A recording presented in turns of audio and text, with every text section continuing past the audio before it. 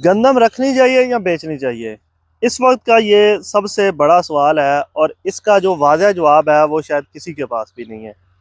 एक बात तो पिछले तजर्बे से कन्फर्म है कि मार्केट बेहतर हो जानी। अब बात यह है कि मार्केट बेहतर कब होनी है, 3500 3400 3600 वाला रेट आखिर कब बनना है।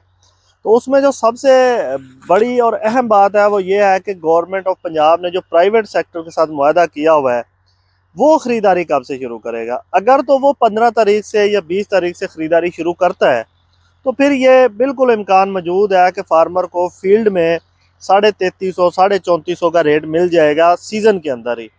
लेकिन अगर वो प्राइवेट सेक्टर सिर्फ ब्राय नाम या सिर्फ ड्रामे वाली ख़रीदारी करता है या बहुत कम ख़रीदारी करता है तो फिर जब तक ये गंदम की अराइवल है, सीज़न है, ख़ास तौर पर अगले 20-25 दिन, तो फिर रेट यही 3000 के अंदर बाहर दिखाई दे रहा है।